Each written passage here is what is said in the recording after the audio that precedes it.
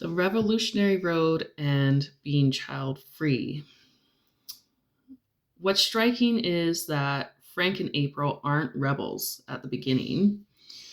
They do exactly what society tells them to do: fall in love, get married, have children, buy a house, move to the suburbs, work respectable jobs, become a normal family. From the outside, they're a success story. They're told this all the time by their friends. They're special, they're wonderful. Everybody wants to mimic their marriage. But internally, they're miserable. The turning point isn't where things start falling apart. The turning point is when they finally become honest. April's plan, April's Paris plan is radical, but it's also the first time either of them stops pretending. For the first time, they're asking, what if the life we're living isn't actually right for us? And that's where the societal pressure begins. Oh. Friends question them, coworkers question them, neighbors question them. Not because Paris is impossible, but because their decision threatens the assumption everyone else is living by.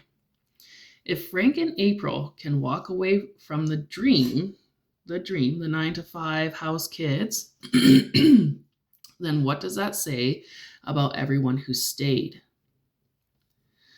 Then enters John Givings, the son who has been institutionalized, the son of their realtor, who's Kathy Bates.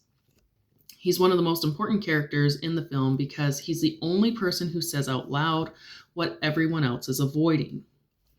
While the quote-unquote sane people defend the suburban script, John sees through it immediately.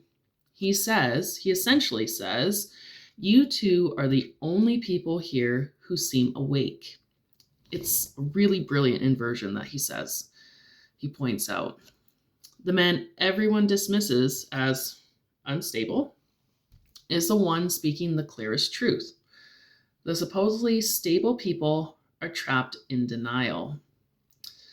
What's tragic about the film doesn't suggest is that Paris is guaranteed to work.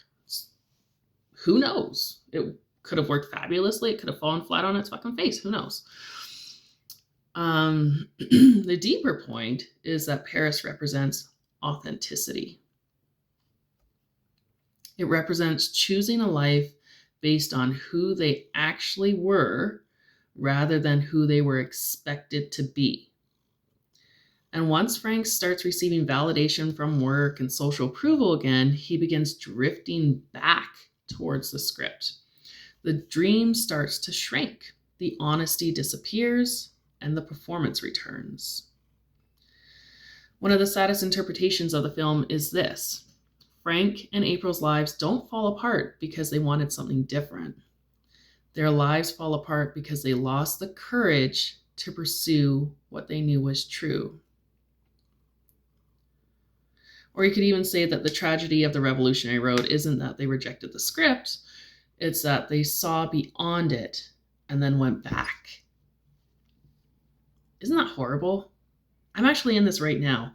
I have the ability to stay stuck where I am right now and continue old patterns, or I can take a giant leap of faith and move beyond it and have a completely different life. Now, I don't have a 9 to 5. I don't have kids. I don't have a husband. It's still a scary thing to do. Like, you have no guarantee of this working out. I'm going to be isolated on an island, with wonderful people. But if it doesn't work out, I'm hooped. Like, I don't know what's going to happen. But I know what happens if I stay here. I know what's going to happen if I stay here. And it's not good. And it's not what I want for my life.